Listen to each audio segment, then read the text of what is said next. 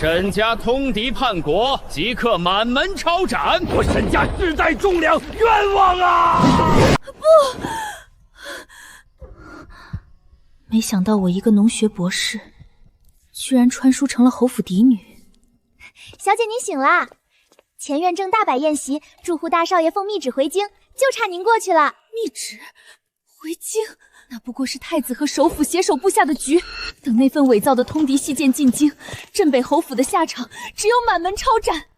那二叔一家现在在干什么？二爷刚才说喝多了，说是要回后院醒酒。这是要偷兵符给太子做投名状啊！春桃啊，去准备个小火炉和曼陀罗花，等会儿我们去抓家贼。爹，太子殿下可是承诺了，只要咱们把镇北军的半块兵符偷出去交给他，等沈家一倒，这侯爷的爵位就是爹您的了啊！闭嘴，小声点啊！大哥那个蠢货，还真以为皇上召那小畜生回京是要受到重用，殊不知哪有什么密旨，那不过是太子殿下布下的假饵。沈家眼看着就要满门抄斩了，咱们二房可不能跟着陪葬。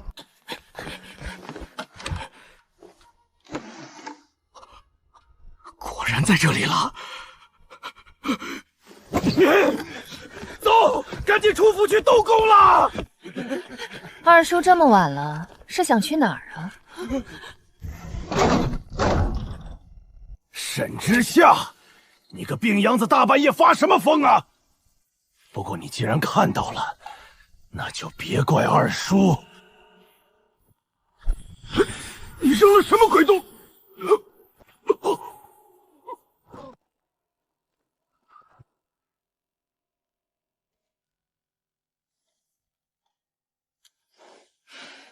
春桃呀，把他们绑结实了，全锁进地窖里吧。接下来我就要正式夺走管家大权了吗？大小姐，夜深风寒，大小姐怎么到这儿来了？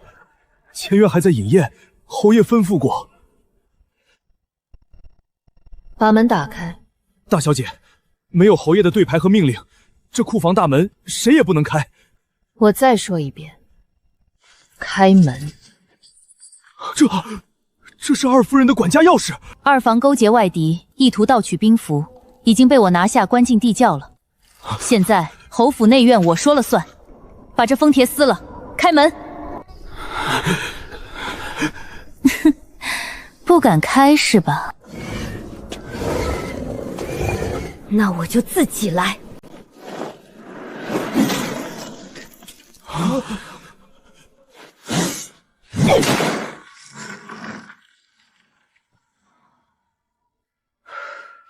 所有人听令，把库内的古董字画全部装箱，从后门偷偷运走变现。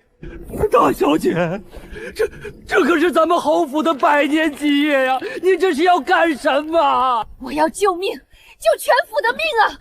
现在就按照我的命令去做，不许惊动侯爷。凡有不从、泄密者，二房那3个废人就是你们的下场。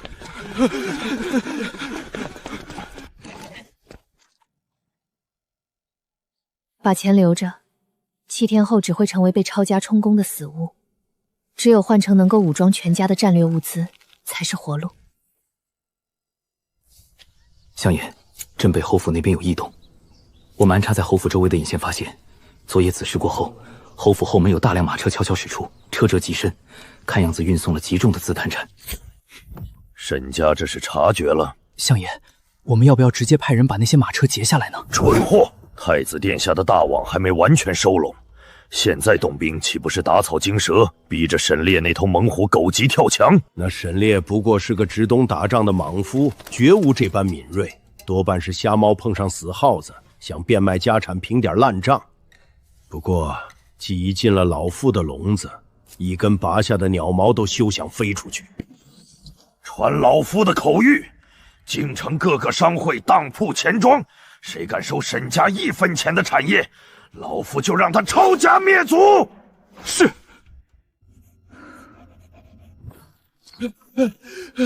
大小姐，不好了，出大事了呀！慌什么？把气喘匀了说。昨夜运出去的古董字画、金银珠宝，今早全都被退回来了。原因。是首府赵大人，他给全京城的商会下达了死命令，谁敢收咱们沈家1分钱的产业，就要抄家灭族。赵渊啊赵渊，你不愧是大周第一权臣，嗅觉果然敏锐。可惜你遇到了我。大小姐，那咱们现在该怎么办？京城的明面商路已经被彻底封死了。明面上的商路封死了，那暗地里的呢？你是说赵渊能管得住那些遵纪守法的商贾？他管得住那些刀口舔血的亡命徒吗？备车，去鬼市。大小姐不可呀！那鬼市全都是杀人越货的暴徒，您一个千金之躯，进去就是羊入虎口啊！羊入虎口呢？那也要看这只羊的手里到底捏着多大的筹码。大少爷，您的刀可真亮，这回皇上密旨召您回来，肯定是要委以重任了啊！以往这个时辰，后院组就该有丫鬟婆婆们走动的声音，可今天为何如此安静？走，看看大小姐在干什么吧。大少爷，后院现在全封了，大小姐吩咐过，任何人不得随意进出，连侯爷那边都瞒着呢。什么？夏儿，她这副打扮是要去哪儿呢？不行，我得跟上去看看。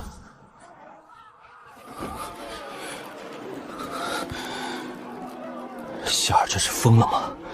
来这地方干什么？你在车上等我，无论听到什么动静都不许进去。大小姐，你千万当心啊！敢碰夏儿一根头发，我立马把你们全劈了。小娘子，走错地方了吧？带我去见你们这儿最大的走私头子，耽误了一笔100万两白银的大买卖，你们几个的脑袋加起来都不够赔的。您里面请，我带您去见黑爷。沈大小姐，您的胆子不小啊！首府大人可是刚刚下了死命令，谁敢收你们沈家的东西，就要抄家灭族。你跑到我的地盘上来，是想拉着我一起陪葬呢？赵渊的死命令只能管得住阳光底下的废物，黑爷若是怕死，就不会垄断京城到京口的30%走私废额了。你到底想干什么？这是镇北侯府在京城最繁华地段的12处铺没，以及城外5000亩良田的祖传地契，按照市价，价值300万两白银。把侯府的祖传地契全卖了，那是父亲拼了半辈子命才攒下的家业啊！妹妹这是彻底疯了吗？首府封杀，这些东西现在就是废纸。不过，既然沈大小姐急着用钱，我黑爷就冒天下之大不韪，出10万两白银，全收了。这就当是交个朋友。我不要白银，我要5艘停在京口、满载状态、随时可以出海的重型海船，外加10万两黄金。少1分，我就立刻把这些地契烧了，让你1文钱的便宜都占不到。艘重型海船，10万两黄金，你是在抢劫吗？这叫风险溢价。赵渊的封杀令虽然狠，但一旦过了风头，这些地契的价值就会回到300万两。黑爷，我用200万两的利润买你手里的5艘黑船和10万两黄金，这笔账3岁小孩都会算。我要的是现货，3天内见不到船和黄金，地契作废。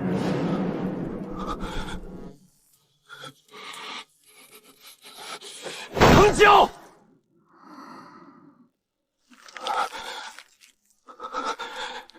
你到底知道了什么？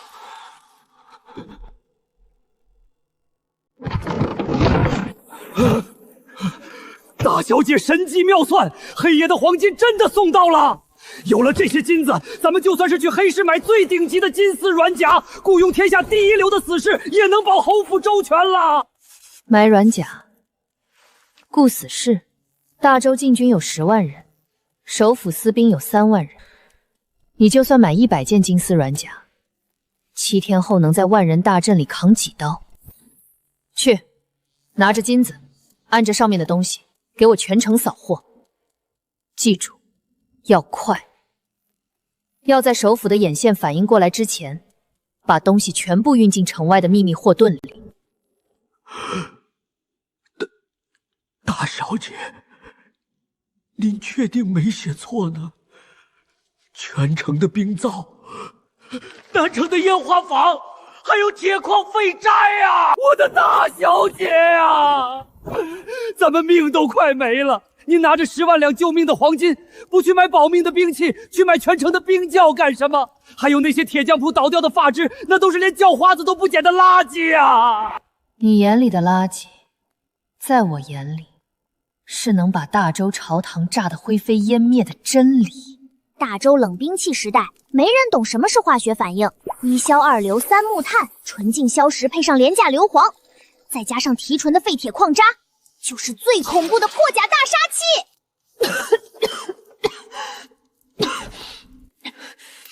不该问的别问。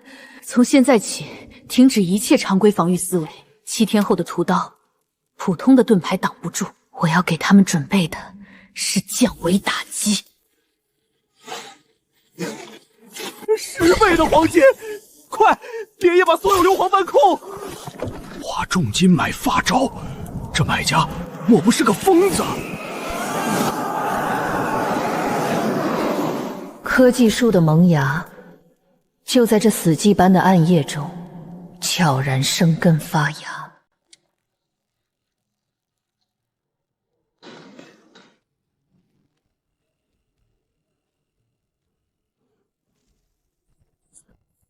1000两黄金，买你这里所有的铁匠和10个时辰的死命。哪儿来的黄毛丫头？拿着你的臭钱滚出去！老子这辈子只给看得上的人打铁，不给不知死活的疯子当狗。看不上眼吗？你们这种靠人力锤打出来的破铜烂铁，确实入不了我的眼。你打一辈子铁，连真正的钢长什么样都没见过，也敢自称铁匠呢？你放屁！老子打的刀能一刀斩断大周禁军的志士长矛。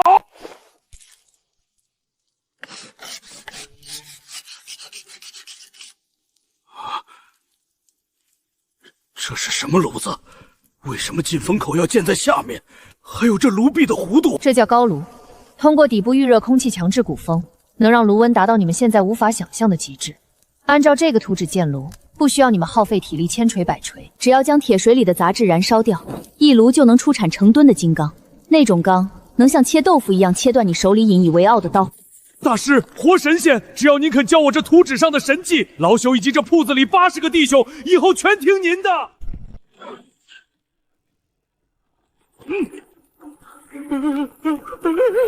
大少爷，闭嘴！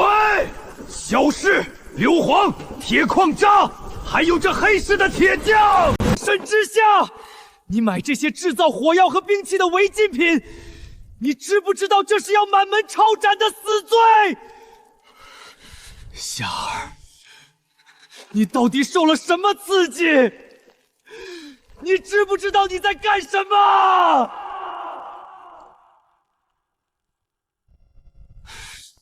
哥，我若不买这些违禁品，5天后我们连死罪都判得不够痛快。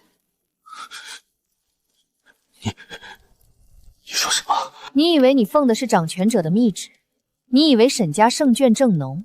哥，你看看外面的天色，大周建国100年，哪有密旨是不盖玉玺、不走内阁？深夜有几个面生的太监偷偷送进府的，你不过是太子和首府案板上的一块肉，被一块名为皇恩的独耳乖乖骗回了京城的死局里。不可能！父亲昨日还进宫谢恩，皇上明明……皇后现在还在御花园赏花听曲，连你回京了都不知道。首府的3万私兵昨天已经完成了京城外围的布防，你信不信？只要你现在敢踏出京城大门一步，立刻就会被万箭穿心。刀已经架在沈家360口人的脖子上了，你现在要做的不是用大周的律法来审判我，而是拔出你的刀，跟我走。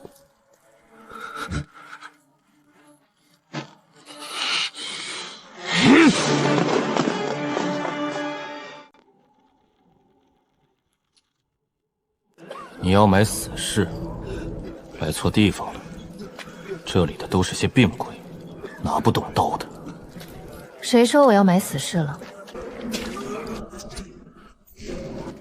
这些全要了。好嘞，好嘞，贵人真是活菩萨啊！你疯了！花重金买一堆将死之人干什么？他们连路都走不动。你眼里的将死之人，是我眼里无价的火种。指甲边缘有长期被酸性物质腐蚀的痕迹，这是大周最好的火药工人，双手虎口磨平，十指指节粗大，这是极其罕见的精密击过师。还有那几个老者，看他们的小腿肌肉萎缩程度和脚底的泥垢，绝对是精通水路和土壤改良的顶级老农。大周的权贵只认四书五经和武力，把这些拥有真正硬核技术的人视为下贱的蝼蚁，折磨致死。5天后，当我们被流放至蛮荒绝地，真正能让我们活下去，甚至建立上降维打击壁垒的，不是那些只会吟诗作对的门客，而是这些懂冶炼、懂火药、懂农业的贱民。把他们秘密运回侯府地窖，用生理盐水和抗生素给他们吊命。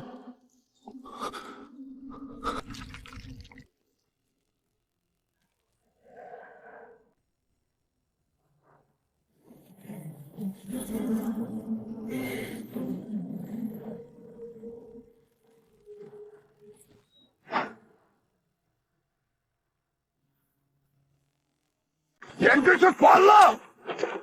老夫乃大周开国侯爵，圣上钦点的大都督。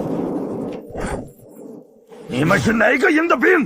敢为老夫的府邸不要脑袋了吗？侯爷息怒，昨夜京城进了刺客，意图不轨，卑职奉太子殿下口谕，特调东宫卫队来保护侯府安全。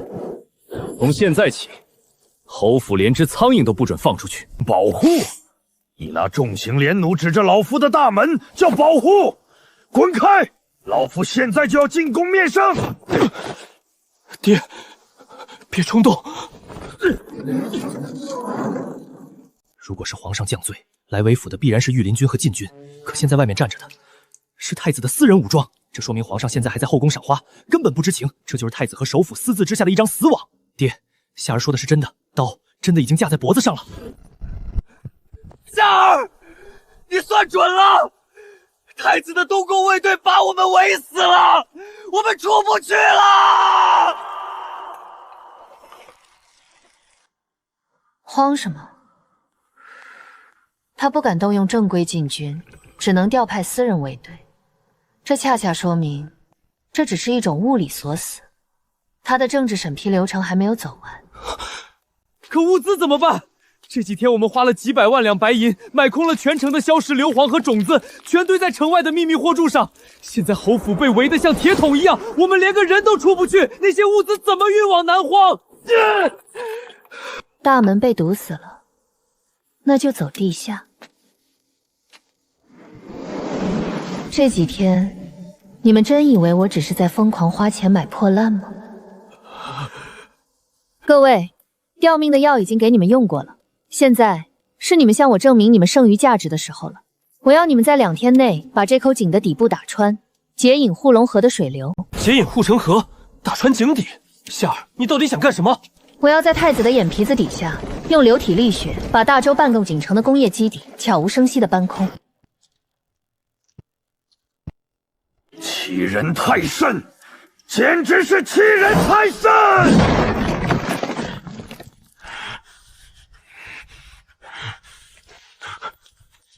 老夫为大周镇守北境30年，引兵卧雪，九死一生。如今竟然被一群黄口小儿像关狗一样圈禁在自己的府邸里，太子这是要绝我沈家的生路啊！太子狗贼想困死我沈家，只要砸穿这层岩壁，老子定要带全家杀出一条生路！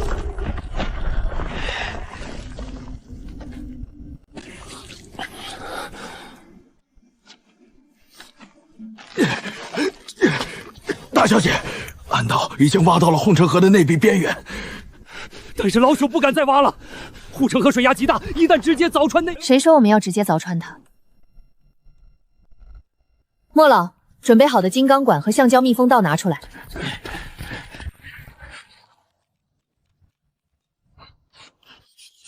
这叫虹吸原理。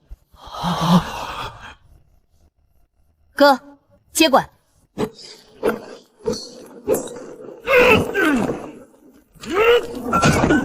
密封，抽气。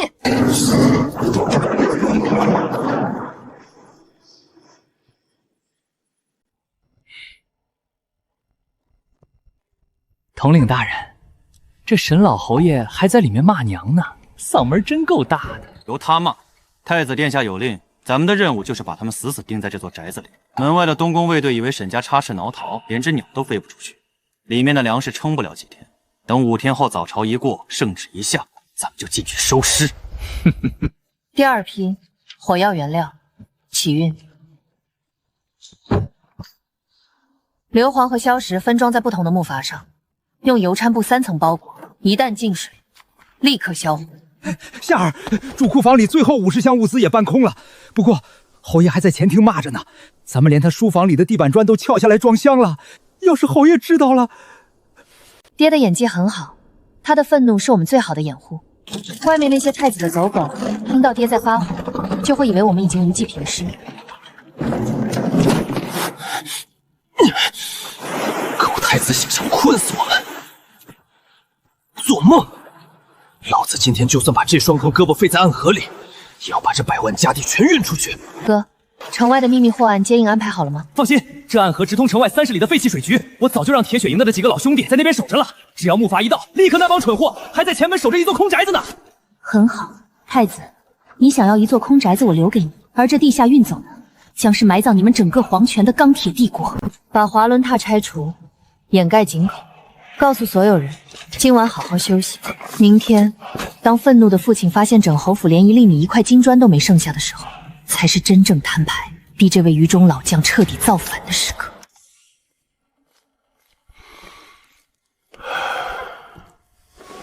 朝堂险恶，既然太子敢越过皇上围困侯府，必然是有人进了谗言。作为大周的忠臣良将，老夫必须自证清白。老臣，拿我的对牌钥匙去主库房提10箱黄金，再把遇刺的那尊白玉观音请出来。老夫要重金打点门外的卫队统领，哪怕散尽家财，也要让他把老夫的血书一进宫里呈给皇上。还愣着干什么？快去啊！侯爷，库房里。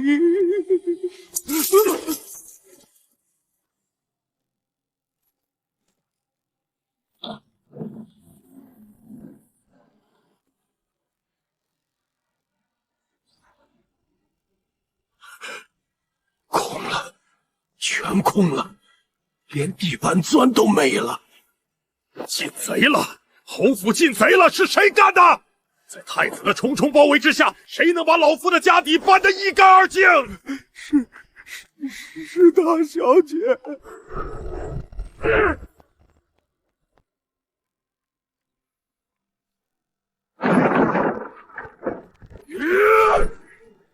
爹，剑下留人！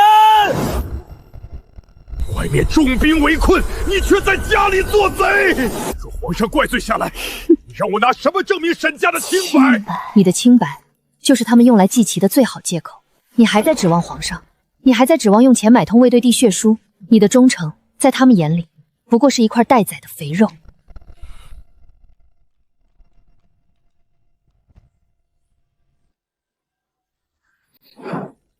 你要证据？好，我给你证据。你口口声声说要向皇上自证清白，皇上现在还在御花园赏花听曲。从我们被围困到现在，宫里连个传话的太监都没出来过。你真以为皇上对这3000东宫卫队的调动知情吗？爹，赵哥哥回京的密旨根本就没有玉玺印，那是太子伪造的。大哥，你是领兵的大将，你仔细回想一下，兵部有给你下过调令吗？内阁有走过流程吗？那张盖着私印的黄笺，除了让你单枪匹马滚回京城送死之外，还有任何法定效益吗？不仅如此，首府的3万私兵昨日就已经完成了调动，他们没有去边疆，而是秘密驻扎在了京城外围的3个关键隘口。这叫什么？这叫瓮中捉鳖，这叫斩草除根。而就在今天，一封伪造您通敌叛国的信件已经送进了东宫，信上模仿了您的笔记，印着镇北侯府的帅印，内容是您与北蛮暗通交卷，意图割让北境3州，换取王爷之位。你以为你清白就不怕查？爹，在封建王权的绞肉机里，他们不需要你真的造反。太子缺钱，首府缺兵权，他们只需要一个借口，就能名正言顺的抄没我们侯府3代积累的数百万家产，就能名正言顺的吞并大哥手里镇北30万大军。你若是现在出去喊冤，明天早朝那封通敌信件就会直接打在你的脸上，到时候铁证如山。皇上为了平息众怒，为了保住自己的皇位，就算知道你是冤枉的，也会毫不犹豫的拿你脑袋去顶袭。百年忠烈，百年忠烈啊！到头来竟不如一条可以随时宰杀的肥羊。现在你们知道我为什么要掏空侯府，为什么要买那些违禁品了吗？刀已经落下来了，我们要做的不是等死，而是要在临死前把这盘棋彻底掀翻。爹，您以为的清白，在太子眼里就是一块待宰的肥肉。2天后早朝，铁证如山，皇帝为了平息众怒，只能杀我们。您若不反，沈家女眷去教坊司，难以凌迟。好一个飞鸟尽，良弓藏。夏儿，爹老了，沈家360口人的命全交到你手上，你说吧，我们怎么反？是你大哥趁夜杀进东宫，还是我拼死掩护你们杀他们？都不需要，京城有10万禁军，硬碰硬只会玉石俱焚。我们要走的是第3条路，让皇上亲自下旨，保住我们的命，把我们送出京城。这怎么可能？他都要抄家了，怎么可能放过我们？因为他贪。比起杀几个没有兵权的犯人，他更想要的是吞下沈家那富可敌国的隐藏宝藏。我已经给他准备好了一份无法拒绝的金矿图，到时候死罪可免，流放南逃，而南荒就是我们的新帝国。在我们主动走进天牢之前，必须解决最后一个麻烦。哥，太子他的政治嗅觉很敏锐，最迟明天他就会下令全城戒严，并且落下护城河水门的千斤闸，而我们最后一批重兵器车床和顶级2种就会被堵在水门内。水门千斤闸，那可是用纯钢浇筑重达万斤的死闸，一旦落下，就算神仙来了也休想撼动番毫。人力撼动不了，那就用化学分子键断裂释放的能量来撼动。黑市买来的黑火药杂质太多，威力不够。这是我买来的高透硝石提取的硝酸钾，混合了提纯后的白糖，这叫白糖火药，或者叫硝糖炸药。这糖作为碳氢燃料自爆导热，能在瞬间提供干氧聚燃，其爆炸所产生的气体膨胀速度和破坏力是你们认知中普通黑火药的3倍以上。哥，今晚子时，我要你带着它潜入水门，把那道挡在我们工业大动脉上的千斤闸炸上天。太安静了。殿下，镇北侯府这2天毫无动静。沈老侯爷除了前几天在院子里砸东西骂娘之外，这2日竟然连门都不砸了。他们就像是认命了一样。认命？沈丽那头倔驴会认命？夜长梦多，不能再等了！传姑的命令，动用东宫特权，无需通报兵部，立刻提前下令9门戒严，告诉城防营，京城连一只鸽子都不准放出去，尤其是贯穿京城的水路，立刻让水门落下千斤闸，把整个京城给我锁死。殿下，无端封锁9门和水路通道，恐怕会引起朝野非议啊！除了事故担着，去吧！是。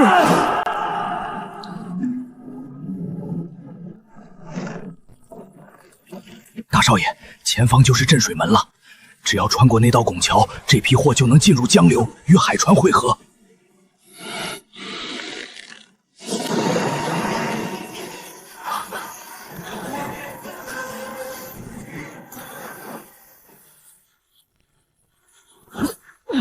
怎么回事？水闸怎么会突然落下？是太子的手笔。大小姐，这可怎么办？最后一批重兵器车床和2种被堵在城内了，那些车床部件太重，没有水路根本运不出去啊！夏儿，前面运出去的都是火药原料和布匹，没有这批重兵器车床。到了南荒，我们拿什么批量打造兵器？没有那些精选的2种，几万流民吃什么？太子确实是个聪明人，他的直觉很准，但这世上最没用的就是直觉。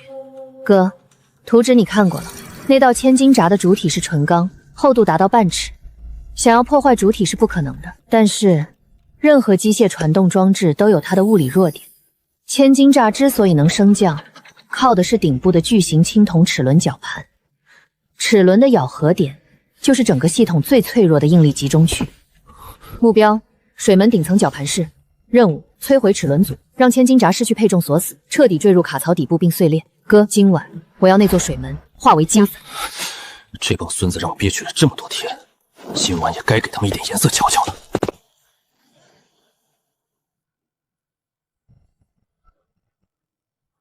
哥，该你出手了。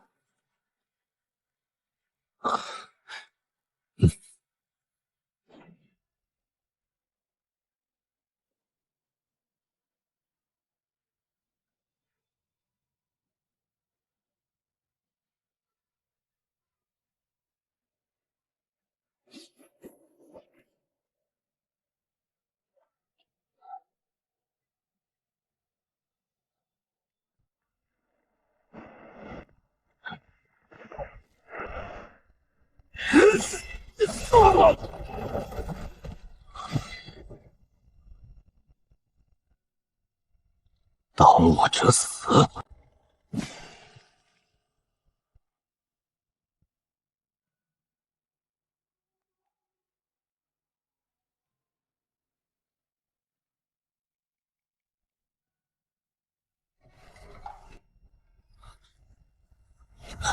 哥，白糖化药的爆炸威力极大，也极敏锐，所以你必须在点燃引线后，用最快的速度跳进黄城河深水区。水流的密度能替你挡住绝大部分致命伤害。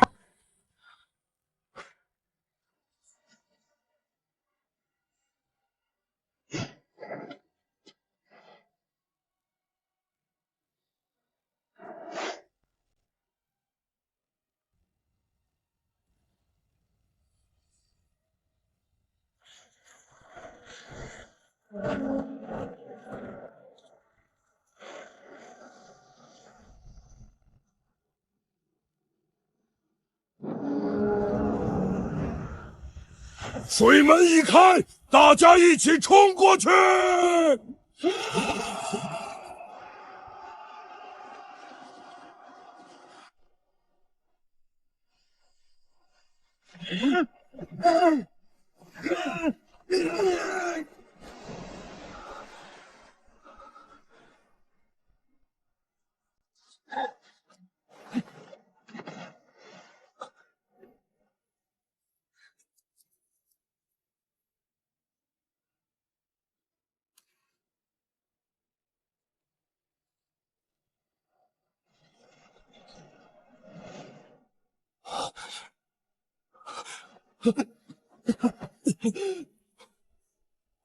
怎么回事？哪里打雷？还是天剑来了！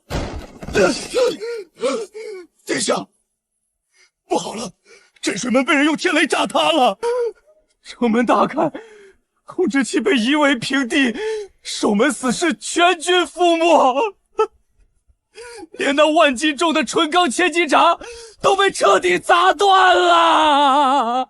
你说什么？这不可能！那可是千斤重的千斤闸，什么天雷能把它炸塌？他布下的天罗地网，竟然被一股他完全无法理解的恐怖力量撕开了一个巨大的口子。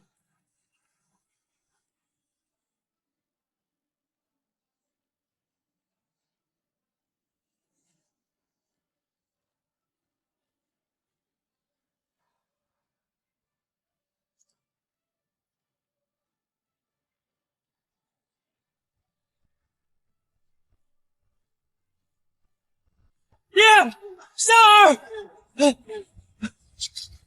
水门碎了，铁血营的老伙计们已经带着咱们的家底顺江出城了。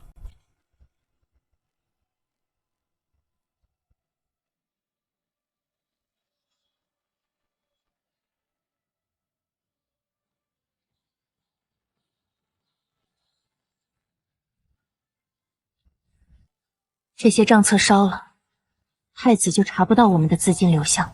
可后园那些御赐的名贵花木，还有你母亲挚爱的极品墨兰，太子若来抄家，定会被他们连盆端走发卖。难道就这么白白便宜了他们？留给他们？爹，你太小看我的焦土战术。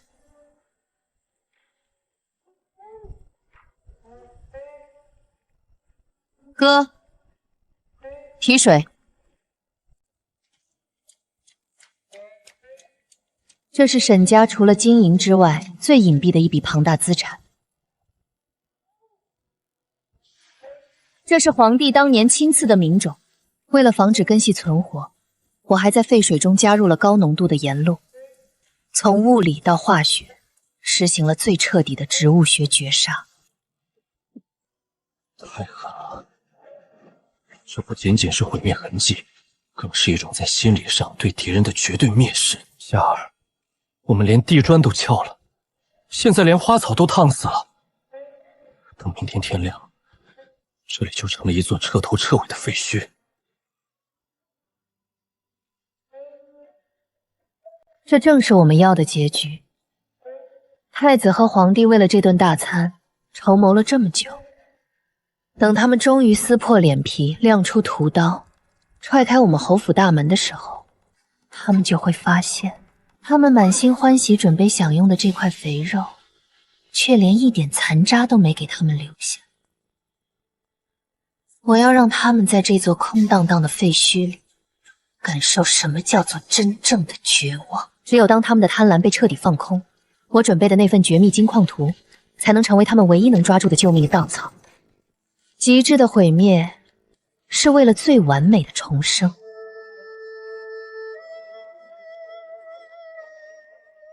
夏儿，咱们连书房的镇珍都装船运走了，几百万两的家底搬得干干净净，为什么偏偏要在主库房留下这10口纯金的箱子？光是这箱子的金折子，加起来少说也有几万两黄金啊！这不是白白便宜了太子的那些贼狗吗？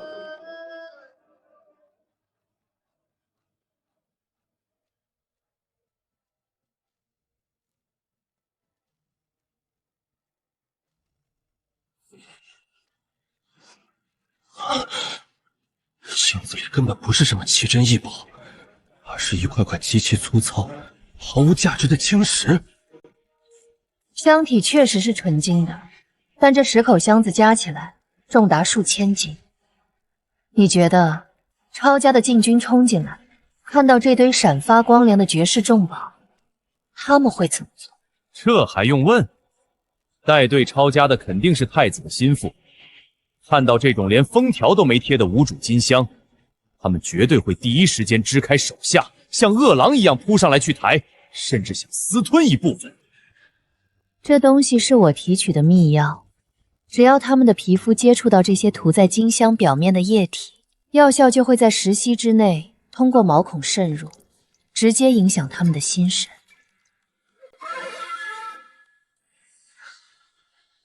让他们在极度的亢奋中力竭而亡。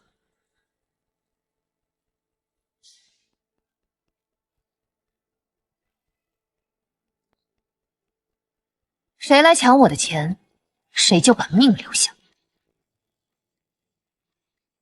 太狠了，这根本不是什么吵架，而一场单方面对朝廷展开的降维打击。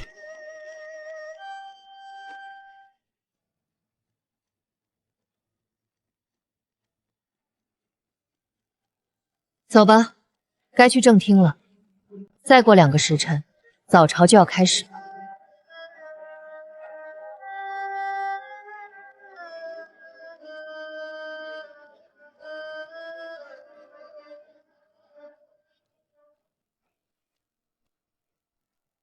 本内阁首辅赵渊有本要奏：臣参镇北侯沈烈暗通北蛮，意图割让北境3州，谋逆造反。赵爱卿，沈烈乃我大周开国侯爵，此等大罪，可有凭证？陛下请看，这是臣麾下暗探，拼死从北蛮密使身上截获的通敌信件。此印乃镇北侯府帅印，绝无伪造。信中沈烈承诺，只要北蛮出兵牵制禁军，事成之后，北境3州尽归北蛮。父皇，儿臣昨夜得到密报，沈家早已察觉事情败露，意图转移家产潜逃。儿臣迫于无奈，未及请旨，便连夜调动卫队将侯府封锁。谁知沈家竟然丧心病狂，炸毁京城水门！此等乱臣子，若不早除，大周江山社稷危矣！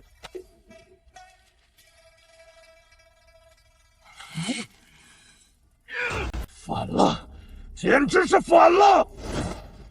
朕待他沈家不薄，他竟敢将朕的江山拱手放人！传朕旨意，镇北侯沈烈通敌谋逆，即刻剥夺爵位兵权，满门抄斩，由太子亲自监斩。东宫卫队与御林军即刻前往侯府拿人，查抄沈家全部家产，冲入国库。吾皇万岁万岁万万岁！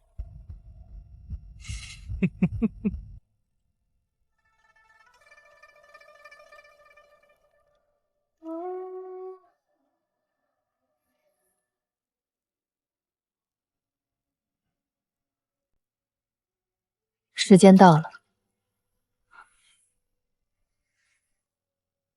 如果不出意外，此时此刻抄家灭族的圣旨已经出了午门，正在向我们侯府赶来。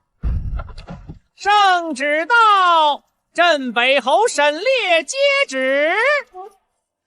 奉天承运皇帝诏曰：镇北侯沈烈私通敌国，意图谋逆，罪无可恕，即刻剥夺爵位，满门抄斩。钦此。验了，一切都与之下的预言分秒不差。沈家百年忠诚，竟抵不过几张轻飘飘的伪造信件。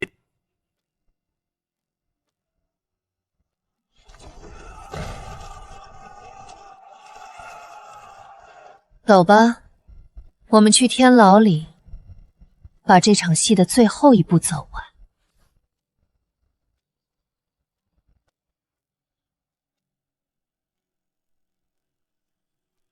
奉旨抄家，闲杂人等一律拿下，反抗者格杀勿论。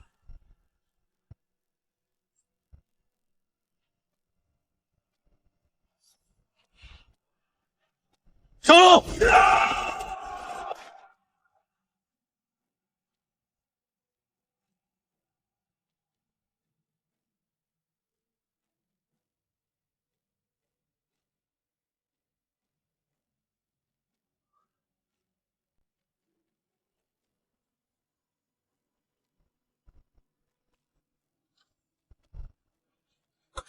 这是镇北侯府！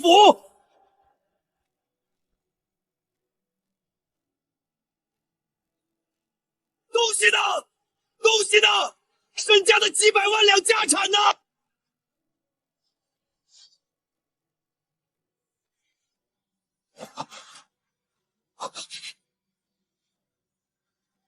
沈家全家人竟然已经自己换好了囚服。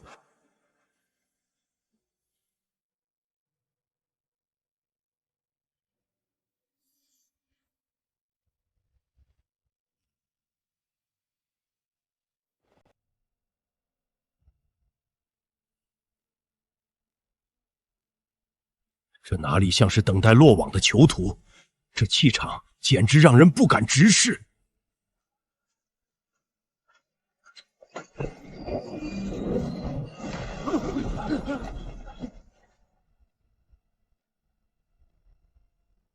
带路吧，别误了去天牢的时辰。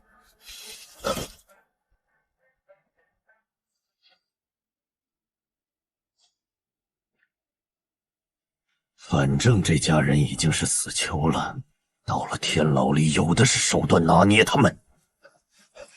大人发财了！后院主库房里虽然空了，但正中拥摆着整整10口纯金打造的大箱子，上面连封条都没贴。纯金大箱子，你确定？千真万确，那箱子死沉的，里面肯定装满了稀世珍宝。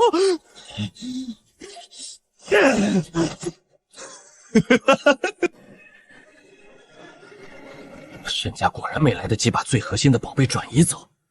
这10口纯金箱子若是全交上去，大头归了太子，他连口汤都喝不上。传本官军令，主库房列为禁地，任何人不得靠近。等把这几个死囚押送天牢后，本官亲自带几个心腹兄弟去清点赃物。是。大周的天牢才是这场博弈的第2战场。而那些贪婪的权贵很快就会知道，什么叫做真正的致命诱惑。听说镇北侯牵扯谋逆，管家连夜派兵押往城牢。嘘，沿路都有禁军把守，说错话可是要惹祸上身的。真正的较量才刚刚开始。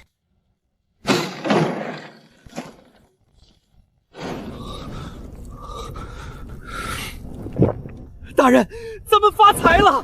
光是这10个金壳子，就足够兄弟们挥霍10辈子了。您看这成色，纯度极高啊！里面装的肯定是沈家最值钱的极品珠宝。别他娘的废话了，赶紧打开看看！给你们观看！这不可能！这不可能！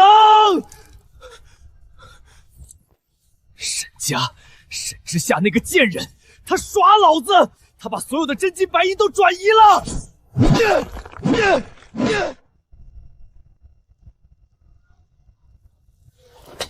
进去吧，还当自己是侯爷呢？到了这阎王殿，是龙得盘着，是虎得卧着。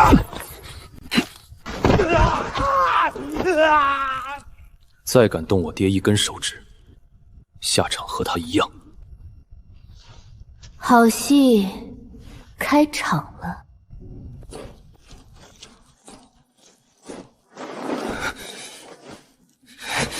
沈烈，你好大的胆子！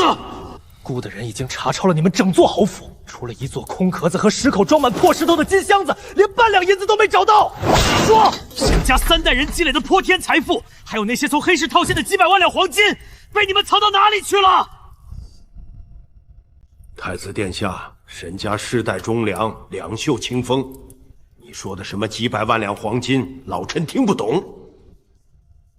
老匹夫，死到临头还嘴硬！来人，给孤动刑，把烧红的烙铁按在他的胸口上。孤倒要看看，是你们沈家的骨头硬，还是孤的刑具硬？是。就凭这几块破铜烂铁，也想锁住你爷爷我啊！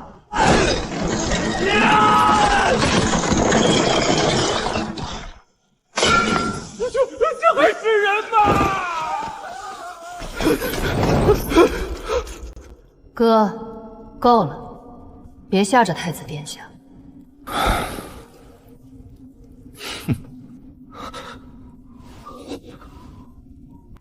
太子殿下深夜到访，无非是想要钱。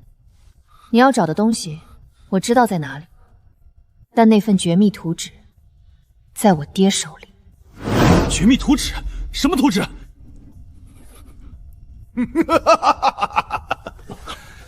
赵景小儿，你以为你赢了吗？你以为沈家历代镇守北境积累下来的就只有那些俗物吗？这是什么？这是大周立国以来最大的秘密。这是一份前朝遗留下来的绝密金矿图，只要找到这座金矿，里面的财富足以买下半个大周。只可惜，我沈家还没来得及取出这笔宝藏，就被你这贱人构陷。这半张图，是我拼死从火盆里抢救出来的。金矿，足以买下半个大周的金矿。给我，把金矿图给孤，孤可以留你们全尸。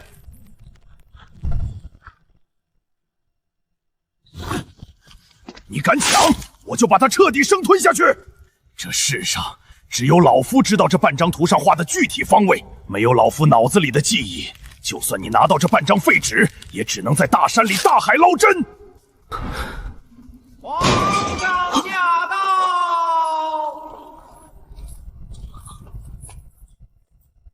这鱼儿到底还是咬钩了。皇上驾到！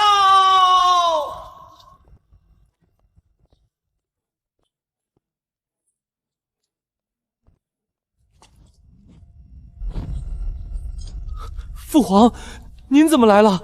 赵景，你身为东宫储君，不顾朝堂法度，深夜私设公堂提审朝廷重犯，你眼里还有朕这个皇帝吗？儿臣只是想替父皇分忧，查清沈家贪墨的赃款去向。替朕分忧？我看你是想将那富可敌国的金矿全部收入你东宫的私囊吧？滚出去！没有朕的旨意，任何人不得踏入天牢半步。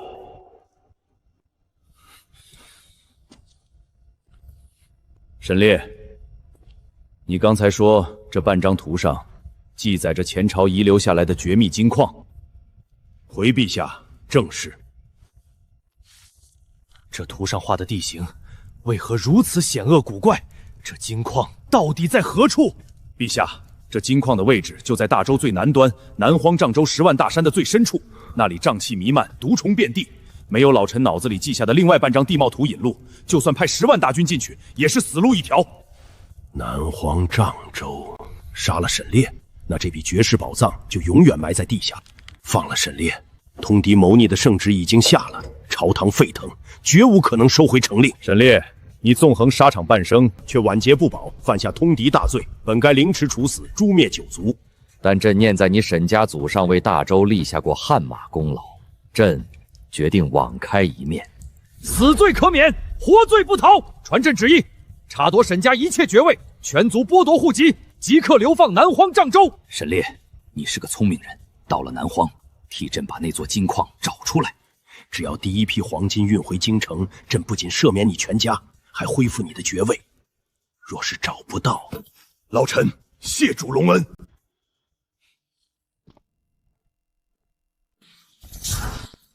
爹，哥，你们听到了吗？皇帝以为他掌控了全局，其实他只是我这盘大棋里最贪婪、最听话的一颗棋子。夏儿，你算得太准了，不用一兵一卒就让皇上心甘情愿地保下我们的命，还倒贴了流放南荒的通行证。朝堂这边的流程走完了，接下来该去我们的新帝国了。不过在路上，太子绝不会让我们活着走到瘴州，真正的血战才刚刚开始。南荒的年降雨量远超中原，但土壤多为酸性红土，蓄水能力极差，所以我们到了瘴州之后，基建的第一步就是沿着这道落雁谷修筑阶梯式大坝，利用几十丈的高低落差，水流的重力智能将转化为极其恐怖的动能。这种水压智能不仅能解决10万亩3季稻的灌溉问题，更关键的是，它能直接驱动我们的重型水利锻造锤。到时候我们不需要人力打铁，流水线就能日产上百把金刚陌刀。妙啊，简直是神乎其技！爹，你看夏儿画的这处山谷，两边崖壁极其陡峭，中间只有一条窄路，简直就是天然的屠宰场。只要我们在崖顶布置好夏儿研发的白糖火药和滚木料石，再在谷底倒满猛火油，别说当地的土匪军阀，就算是太子派10万禁军追杀过来，我也能一把火把他们全烤成焦炭。不错，风儿，这口袋阵扎得好，到时候老夫亲自率领300重甲步兵在谷口封堵退路，给你来个关门夺狗，保管他们连个报信的活口都跑不出去。屠宰场，老头，这镇北侯一家是不是受刺激太大，脑子坏掉了？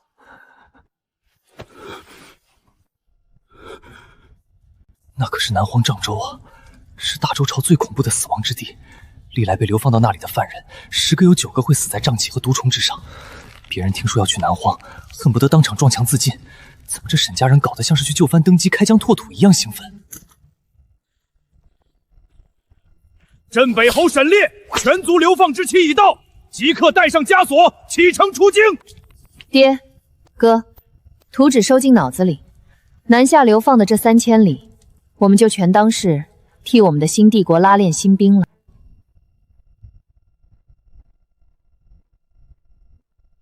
张统领，你不是说这箱子里装满了稀世珍宝吗？怎么全是一堆破石头？你让咱家怎么回去向太子殿下交差？公公息怒，沈家那群贱命跑得急，把金银转移了，但这10个纯金箱体却是实打实的，光把这些赤金熔了，也有数万两之多，足够咱们兄弟和殿下分了。哼，还不赶紧把这些破石头搬出来，把金箱子砸扁了运走！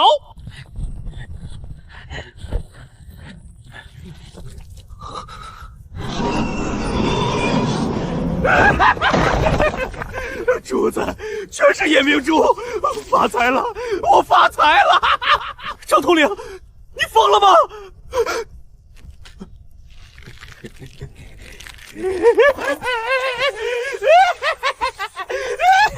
金子，好多金子，都是咱家的！好痛！救命！我的眼睛！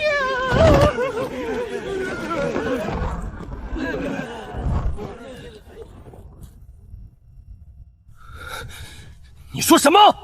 殿下死了，全死了！张统领和李公公他们碰了那几个金箱子之后，突然发了疯，然后就七窍流血，死状极惨。沈家、沈之夏，姑绝对不留你们！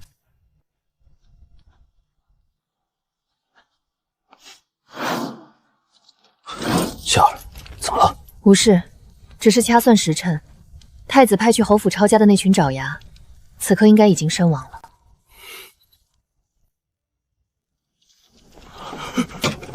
听闻了吗？前去侯府查抄的一行人尽数出事，无一幸免。沈家世代戍守北境，常年浴血沙场，想来是福泽深厚，先祖英灵庇佑，绝非旁人可以随意冒犯。看来，但凡敢觊觎沈家财物、冒犯沈家之人，皆会招致恶鬼附体。恶鬼护体，放他娘的狗屁！没有钱，1分钱都没有捞到，不仅没拿到钱，折了心腹。最要命的是，父皇竟然为了那虚无缥缈的金矿，放了沈烈一条活路。沈烈没死，沈烈竟然活着走出了京城。如果让沈烈活着到了南疆，如果他真的是父皇供出姑伪造信件的真相，姑这个太子也就当到头了。既然明面上的圣旨杀不了你们，那就用暗地里的刀。来人，属下在。去开姑的司库，提10万两不记名银票，去天机阁动用最高权限，给姑调50名最顶级的死士。殿下，天机阁最顶级的那是血弟子，一旦动用，那便不死不休。姑要的就是不死不休。传姑的死命令，派出50名大内最顶级的血滴子杀手，誓要在流放路上将沈家斩尽杀绝。遵命。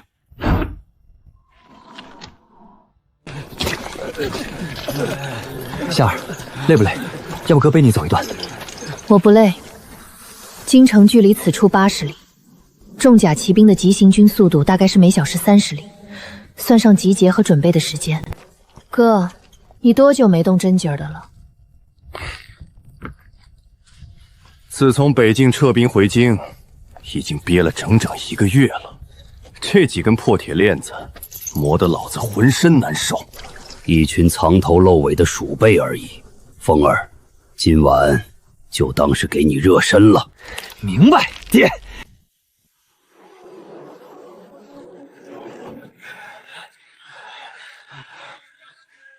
1000两黄金换3条罪臣的命，稳赚不赔。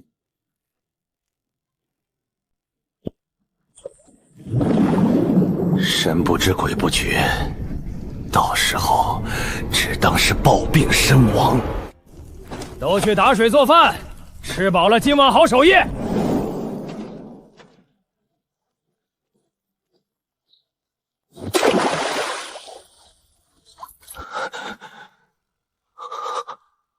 哥，放下。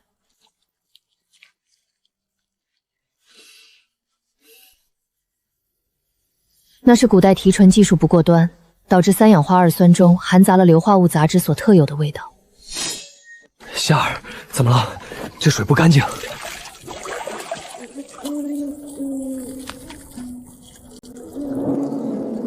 有人下毒，老子去把那些狗杂种的脑袋拧下来！这不过是开胃小菜而已。既然他们想玩，我就给他们变个戏吧。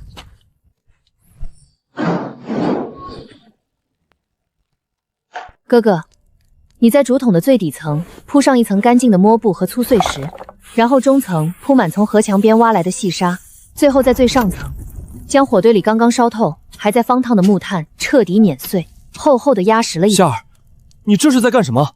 这水里可是有剧毒啊！你这么操作一下就能喝了？这种古代毒药的主要成分是类金属砷化物。烧透的木炭经过高温活化，本质就是简易活性炭。它在碳化和活化过程中，内部会形成极其庞大的微观孔性结构。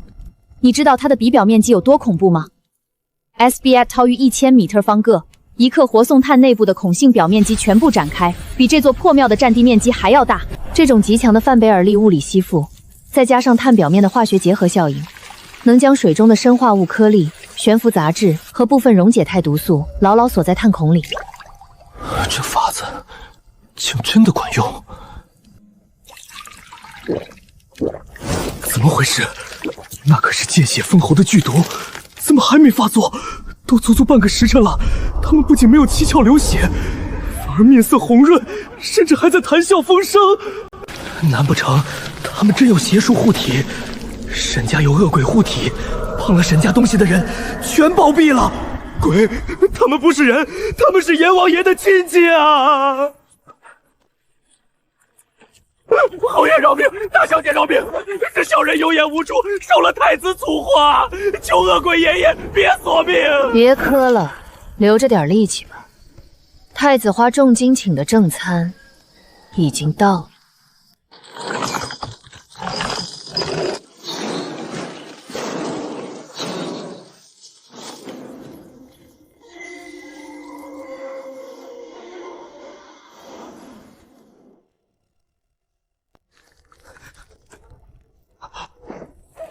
嫡媳，全员警戒！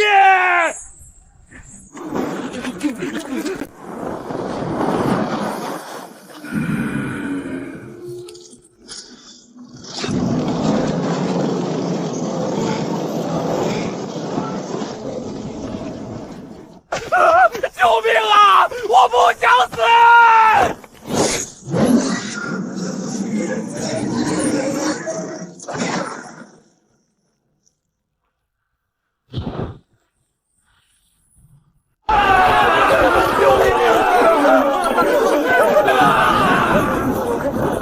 大内血滴子，好大的手笔！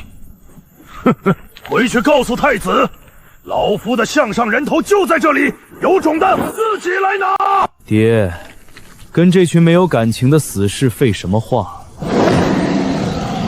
老子正愁这一路憋得慌没处使劲，今天老子就赤手空拳把你们这群见不得光的杂碎全收拾了！杀！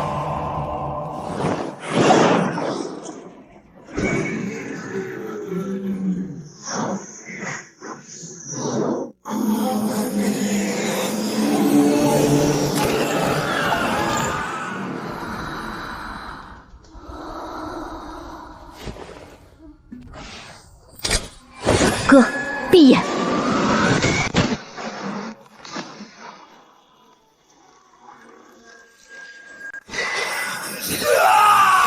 我的眼睛啊！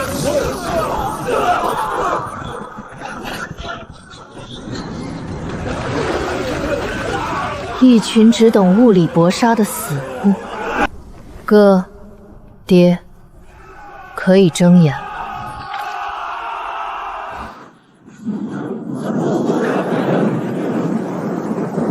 忍了7天，装了7天阶下囚，也该动真格了。今日新仇旧恨一起算。痛快，太他娘的痛快了！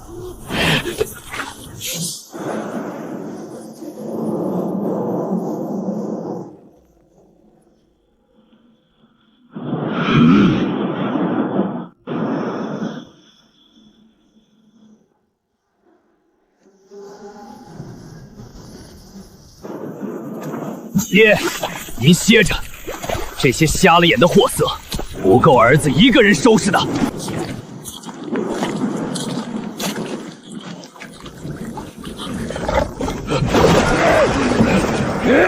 死！给我死！就这点力气，也配叫大内顶级杀手？太子养的人，真是一代不如一代。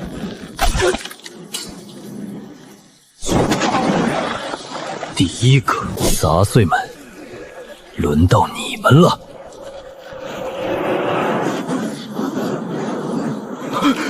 那可是50名血滴子杀手，怎么会变成这样？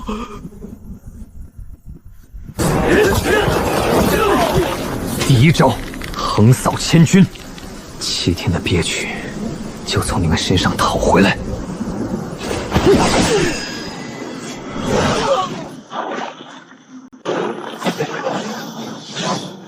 第二招，一冷修罗瓣，力劈华山，仿佛一尊审判生死的远古魔神。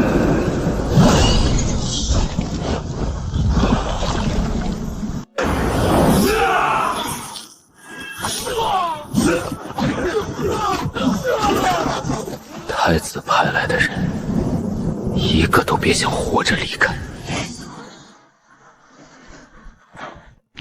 爹，您看哥这身法，退步了没？哼，在天牢里关了几天，下盘有些虚浮，出手不够利落。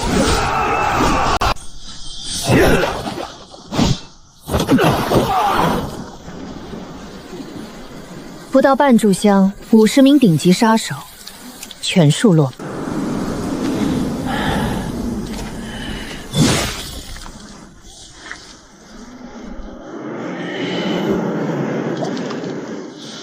看戏的该出来收拾残局了。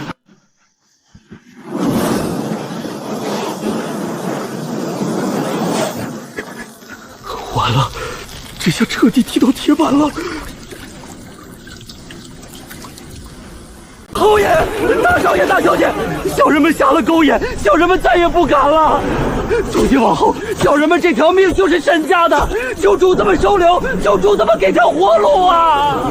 收留你们，南荒不养闲人。从现在起，你们不再是官差，而是我沈家流放路上的随行仆人。把这里的场面处理干净，若是留下半点痕迹，小人明白，小人这就去收拾，这就去。这只是热身，南荒的格局该由我来改写。半月后，大周腹地绝望岭，这哪里是流放，这简直是去南荒上任的钦差大员。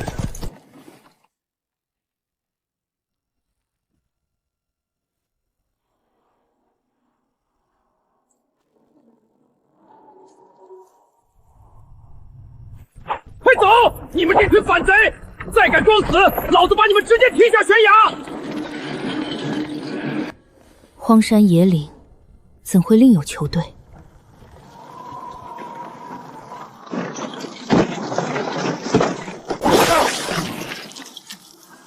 老赵！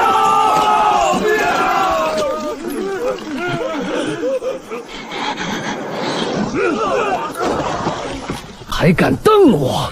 一群通敌叛国的垃圾！既然走不动了，本官今天就送你上路。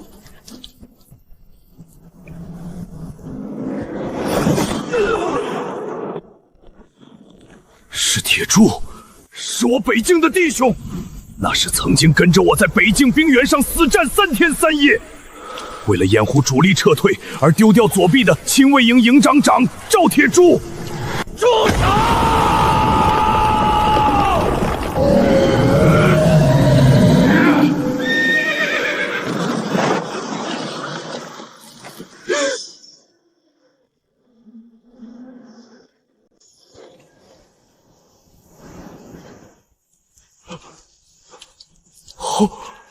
侯爷！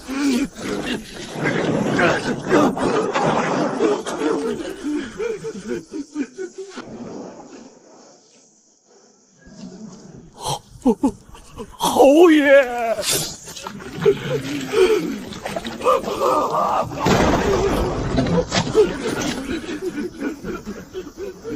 侯爷，真的是你，侯爷啊！我们没有通敌，我们没有背叛大周啊！谁干的？这是谁干的？沈烈，你现在也不过是个流放的囚犯，少在这里摆侯爷的架子。这300老兵被太子定罪，正被押往极北苦寒之地，这是太子的密令，谁敢违抗？太子。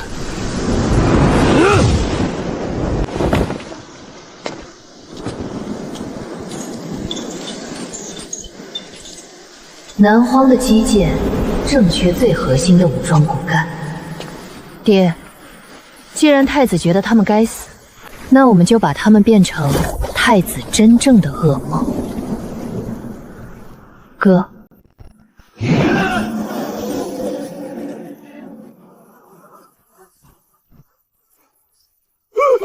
造反！沈家要造反了！杀！把这些空敌的逆贼全给我杀了，一个不留！你敢！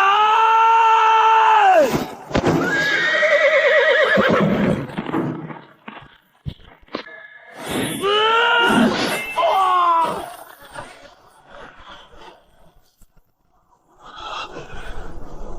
这是什么怪力？别杀我！饶命啊！铁血营还不归位！铁血营营长赵天柱，愿为少将军赴死，愿为沈家赴死。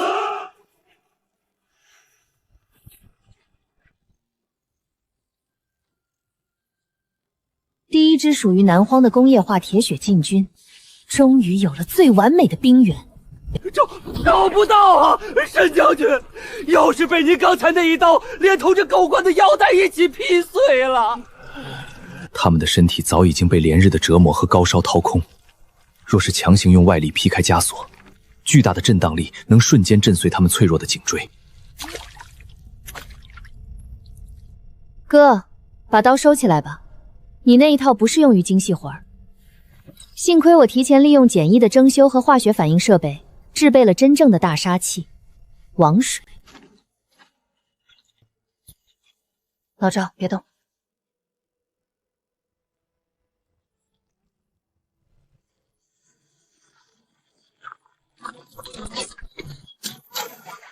仅凭几滴水就化解了这死人枷锁，这简直是仙家法术！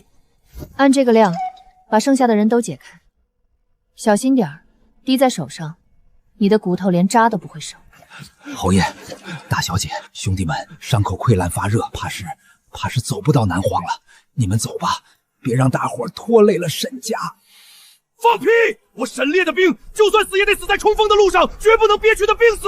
伤口发热是因为细菌感染，阎王爷今天休假，你们谁也死不了。这里面装的是我利用大周有限的条件，硬生生合成出的跨时代消炎神药高纯度苏胺粉。在没有抗生素的古代，这就是能把人从阎王爷手里抢回来的神技。把所有的烈酒拿出来，给每个人清洗伤口、上药。把那些押解官差的衣服铠甲全给我扒了，给老兵们换上。身体好多了。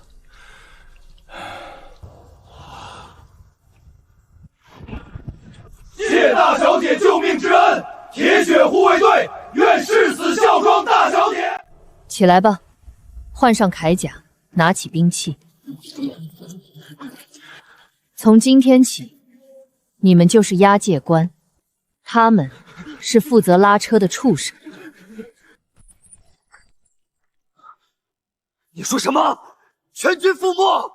孤派出的50名顶级血滴子全死了？那绝望岭上的押解官差呢？也是全军覆没？回殿下，我们在孤山破庙找到了血滴子们的尸体，全都是一击毙命。而在绝望岭，押解官被一刀劈成了2半，300铁血营老兵和沈家父子全都不见了。快，备马！孤要进攻灭圣，调集禁军，沈家要造反，他们要在南荒拥兵自立。蠢货！成事不足败事有余的废物！50名大内最顶尖的血滴子去杀一个带着重甲的老头和2个小辈，竟然全军覆没，还白白把300铁血营老兵送到了沈烈的手里，朕怎么生了你这么个没脑子的东西？父皇息怒啊！沈家父子有如神助，不仅杀了雪弟子，还结仇造反。他们逃入南荒，分明是想拥兵自立。父皇，儿臣恳请即刻调集10万禁军，倾巢而出，将南荒夷为平地，斩草除根啊！夷为平地，把南荒夷为平地，朕的绝密金矿你去挖。大军一动，不仅劳民伤财，金矿的秘密也必然走漏。到时候那些拥兵自重的边疆大吏，谁不眼红？传朕的命令，调集2万玄甲军，死死封锁住南荒对外的所有关隘。父皇的意思是，困死他们。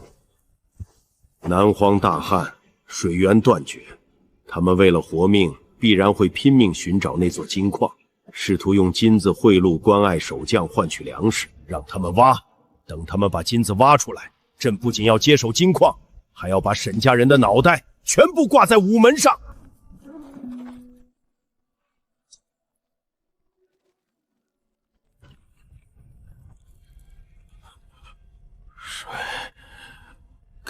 水，大小姐，方圆10里，属下带人探查过了，所有的地下水井全干了。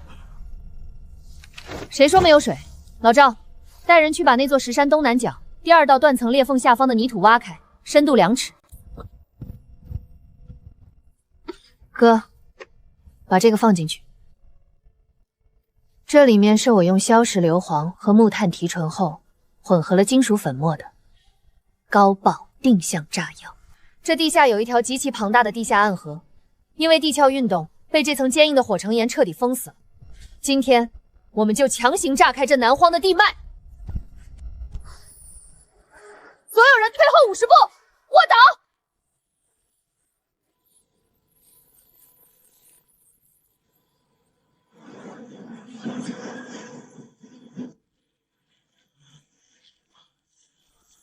水，有水了！是水啊！是水啊！神迹，这是神迹啊！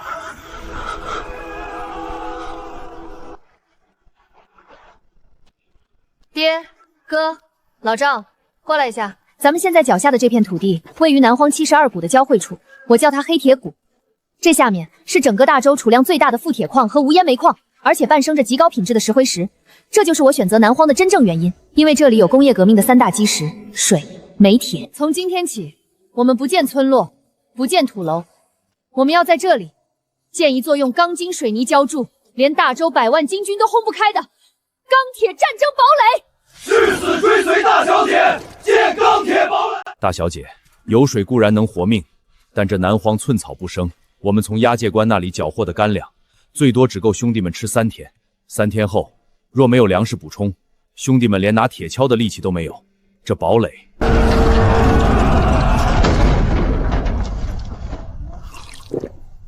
陛下有旨，从今日起，鬼门关彻底封死，一只苍蝇也不准飞进南荒。沈家父子武功再高又如何？在这绝地上，不出一虚，他们就得变成饿殍。等他们饿得在地上爬的时候，自然会捧着挖出来的金子来求老子赏他们一口骚水喝。哈哈哈哈！3天？不，我们的粮食吃3年也吃不完。王百户，带上你的人，把那2辆囚车的底座和车厢夹层全给我劈开。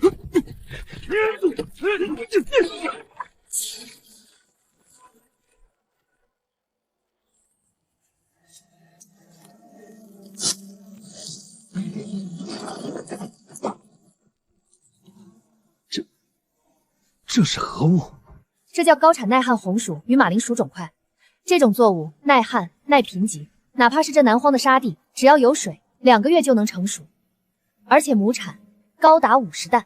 大洲最好的水田，种最精良的稻谷亩产也不过区3、4担，这简直是天方夜谭。不仅如此，这是我提存的高浓度硝酸铱肥料，只要撒进土里，作物的生长周期还能再缩短3成。老赵，挑选100名手脚麻利的兄弟，立刻开垦湖边的沙地，播种施肥。哥，你带领剩下的人去开采石灰石和煤炭。今晚我要点燃南荒的第1座土高炉。诺。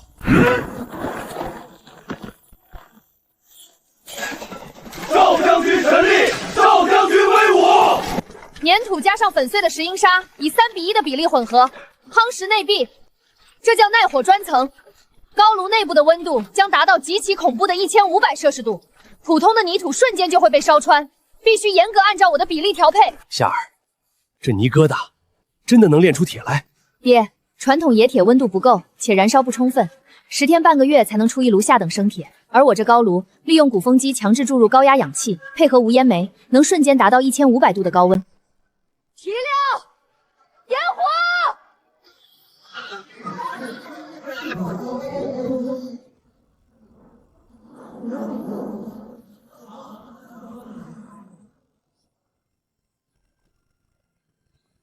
老赵，开出铁口！遵命！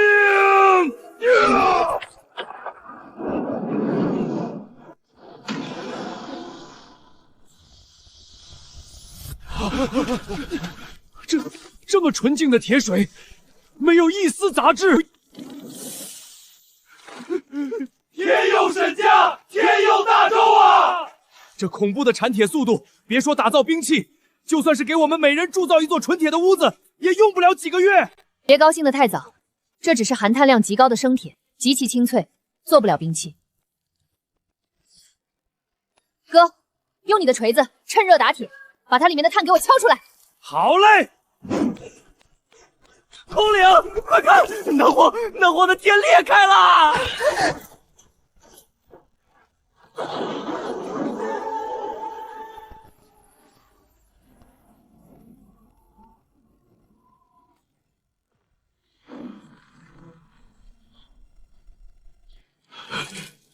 那是什么鬼东西？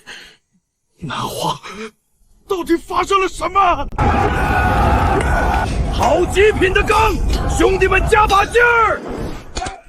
老天爷开眼，这死地里真长出活物了！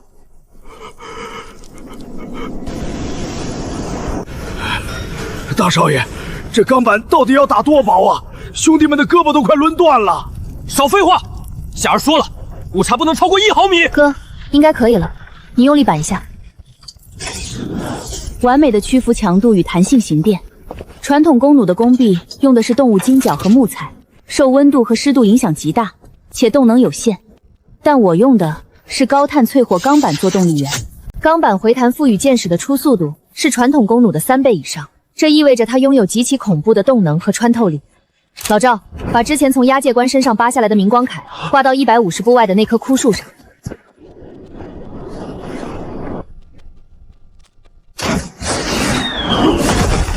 穿了，大小姐！而且它能连发，这样的弩我已经让你们打造出了100把。百户大人，这鬼地方连只鸟都没有，那沈家人怕是早就渴死在半路上了。统领非要我们来查什么红光，多半是南荒地下的沼气自燃罢了。闭嘴！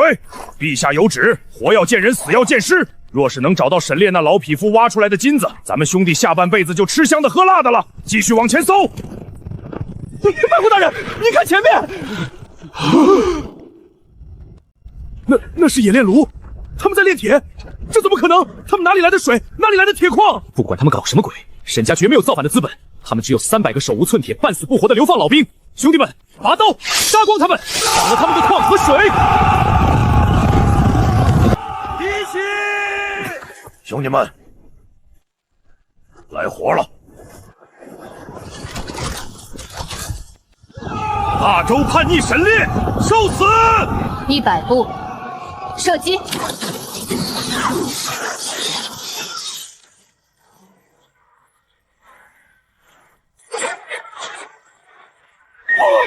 这不可能！留你一条狗命，滚回去告诉皇帝老儿，南荒现在是沈家的地盘，敢踏入黑铁谷半步者！